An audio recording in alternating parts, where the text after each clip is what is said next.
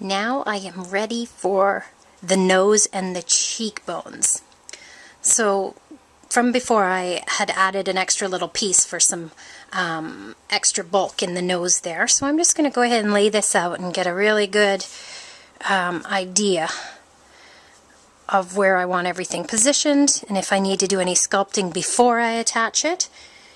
And what I know about witches, or my witch, is that I want her to have these really kind of skinny protruding cheekbones here. Okay, so you see what I've done there is just sort of folded that mass over to get that bulk there, where it'll also help to make the eyes look more sunken in. And then I would do the same on the other side, sort of fold that over. And I'm really just doing everything by feel right now. I just want to feel if I have the right amount of wool, because I'd rather make my adjustments now than later. Okay, so I feel like I have it, and I hope this isn't too hard for any of you to follow, because it really is a feel thing. You've got to just get your hands in here, squish the wool down, kind of compress the air out, and feel if you have the right amount. And if you don't, like I said, it's trial and error. It's no big deal. You can add more later. I will show you how to do that. But it's just easier if you spend the time right now playing with it to get it right the first time. Alright, so here I go. I'm going to attach. So what I'm going to do is just fold that over to make a nice defined cheekbone area. And then I'm going to start by attaching these loose ends to the side of the face here. Okay, just tacking it down lightly.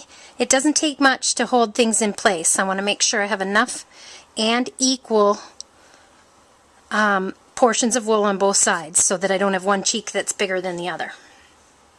Again, unless that's the creature you're designing. I'm going to attempt to make her a symmetrical ugly witch. So over here I've done the same thing. I'm just going to lightly tack it in so that I can reposition it if I need to. And these are one-of-a-kind handmade, so you know what, if they are a little bit different, it just proves it wasn't made in a factory. Okay, there we go. We're starting to see the cheekbones form.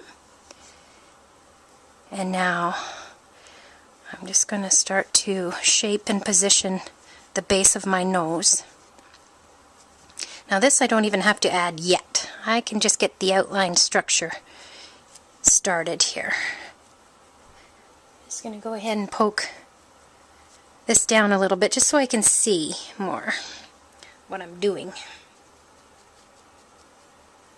Just getting these out of my way. That's really not doing a whole lot in terms of sculpturally. It's just poking a few of those loose scraggly fibers out of the way. Alright. So here I am just trying to tack down these cheeks. And I'm squeezing the shape I want with my fingers and then tacking down the wool to lock it in place, forming a little cheekbone here. Okay, so you don't need too many tacks to get it to stay in place. And then you start to look at it and go, okay, what do I need to do? One's bigger than the other usually, and that sort of thing, so then I can decide, do I want the bigger one to go smaller, or do I need to add more to the smaller one? So it's starting to come together here, where I'm squeezed it here, where this is going to be where the cheekbones connect up into the nose. Alright. So I'm pretty happy with that. This one's still a little bit big, but I can work that down. And I'm going to tack that down a little deeper, because once I have it in the spot I want, I don't want it to come out. So the more sure you are, the deeper the thrusting of your needle to tack it into place. Alright, I'm ready to begin the nose. So now, of course, a witch's nose is quite unique, isn't it? So what I'm going to do is make it quite skinny and narrow, but of course bulbous and crooked. And so I'm just going to start working from the sides to give me a pointy, narrow nose effect. Again, just always watch where your fingers and hands are. I'm the worst for not following the rules. I'm always felting in whatever direction I feel like it. Okay, so the nose is still free, you see, here and here, so that I can add more to it at any time if I need to. I have lots of room still here between the chin and the nose. So that means I can make my nose bigger, I can lean the chin down to have more room for the mouth. I still have lots of playroom if I'm not happy with the shape that's forming.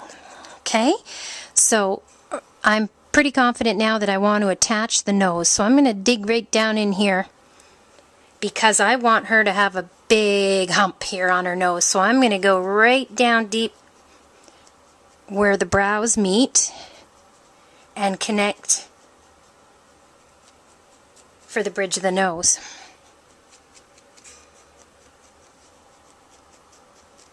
Again, those are pretty deep strokes because I want it to be good and connected here. Still got a lot of air, a lot of fluff left in this, so I've got a lot of room to sculpt, and I need a lot of room to sculpt on the nose. Okay, so you're starting hopefully to see a face forming here. That's what I meant earlier with you kind of have to have a lot of faith in the beginning because it sure doesn't look anything like it's going to in the end. But it's important to recognize those shapes that you need to start with in order to get where you want to go.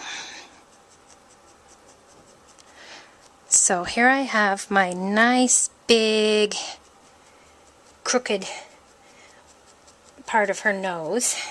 So I'm just going to start felting this from the sides, and I've still got my big workhorse because I want to do a lot of work in a short amount of time still. This isn't the finishing details yet. This is just getting it down to the size and shape that I think I need. So each time I'm poking, I'm compressing some air out. But you'll notice I'm not going deep now. I'm starting to surface felt. So what that means is I'm really just felting the top few layers of wool. I'm not going all the way down to the mat anymore, because this time it's not about connection, it's about shaping.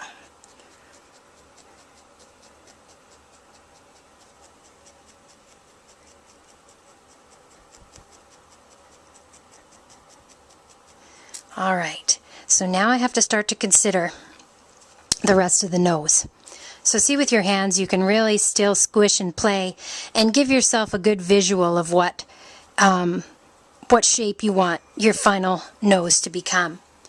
Now, most witches that I've seen have sort of a big bump here and then another kind of big, long, rounded, crooked end of the nose here.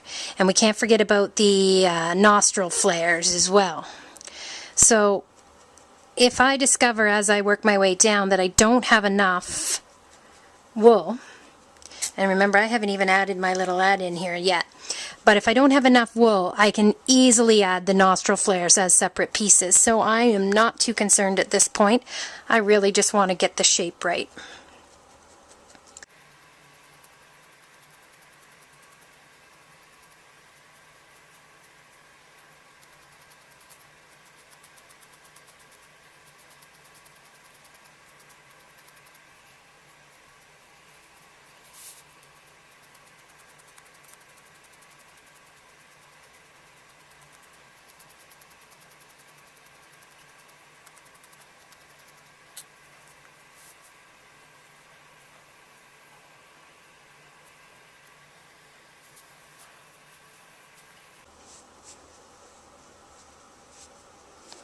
So I'm going to go ahead and add this extra piece of wool that I had ready for the nose, because I do feel like I need more wool.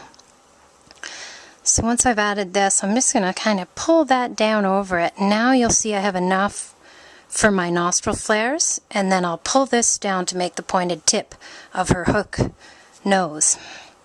Okay, so I can start working that in.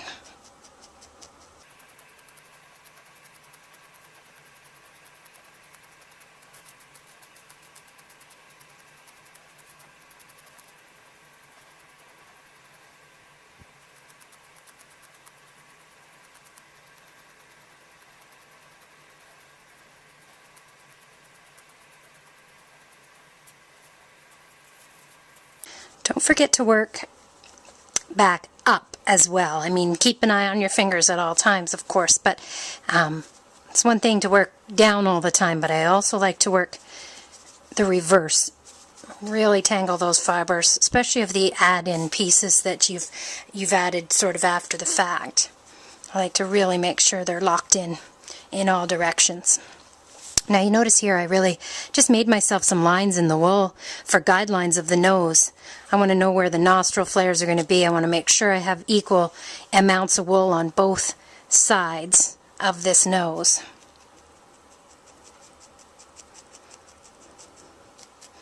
This to me is where it really gets fun. You start to see the shapes that you're after develop.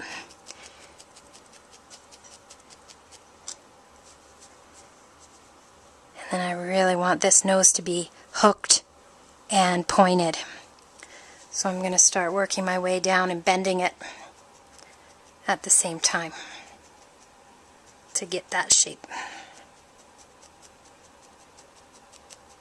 Still using my workhorse needle. And I'm going to switch to my finer needle for the finer details of sculpting here pretty quick. But for the purpose of this video, I also want to get as much done as quickly as possible to sort of illustrate the steps. So I am very carefully starting to tuck the tip of the nose here, and felt it pretty lightly at first, just on the surface to start shaping.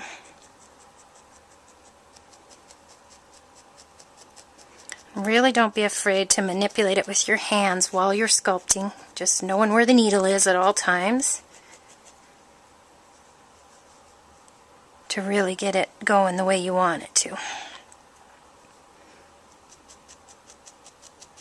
I want her to have kind of a ridge here from the first bump in her nose to the second.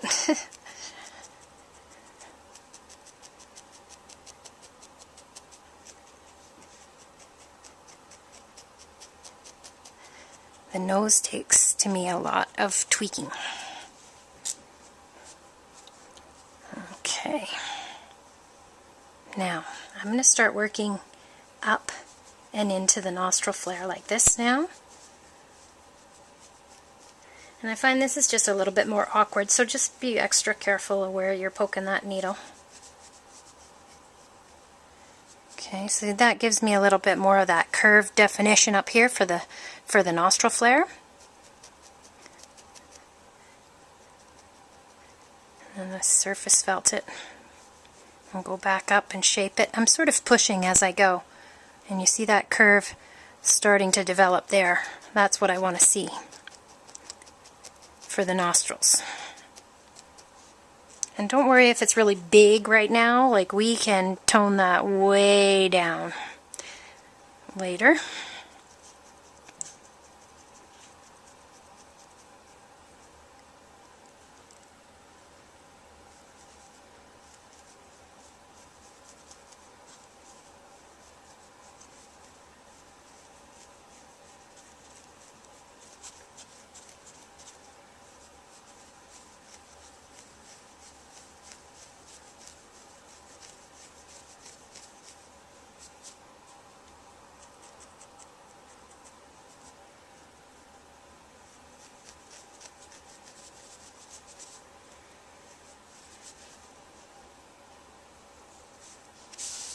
going to turn it a little bit so I can have a better perspective of this side of the nostril here.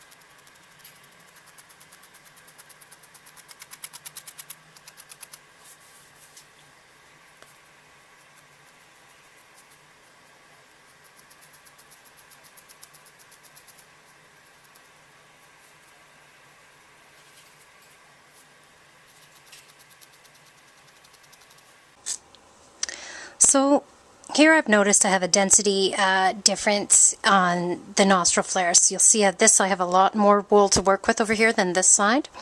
So I'm going to fix that right away before I get too far in. And this is what I mean about you can always add, right? But it's just that I've wasted time on sculpting that nostril when they weren't even to begin with. So that's just something that happens, but I'm going to go ahead and grab another piece of wool. And this time though, because I've already done quite a bit of work, I'm going to do a little bit of prep to make that closer to the shape I want already. So what I'm going to do is simply roll the wool over so that it forms sort of that nostril shape already, and that I can add it quite easily. So I'm just going to follow the guidelines that I've already set with the nostril and just add this little bit of, tack this wool down, and then that should just give me that extra little bit that I was short to match the other side.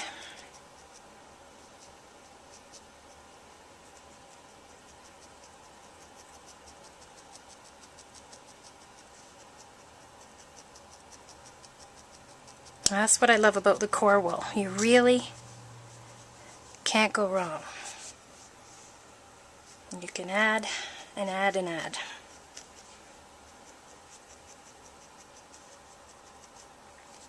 Okay, so that's looking pretty good. Now I just have to make sure it's tacked down in all areas.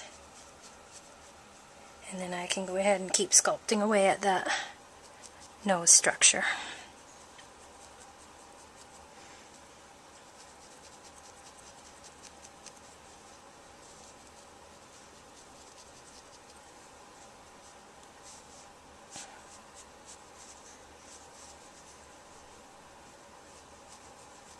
See how pliable the wool is? I am just pulling it up and putting it where I need to make it comfortable for me to sculpt it.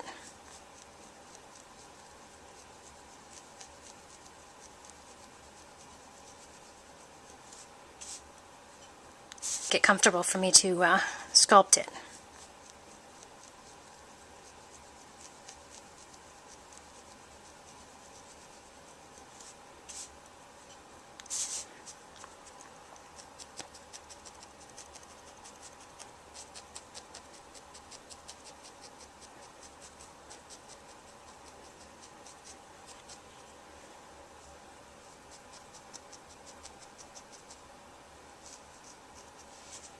just beginning to start to look like a witch nose.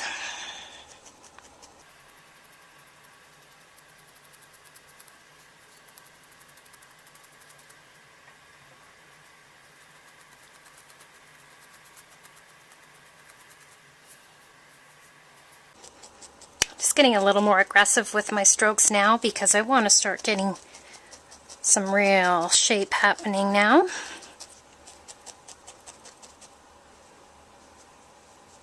When I'm pretty confident that I'm on the right track, I just start to felt with a little more authority.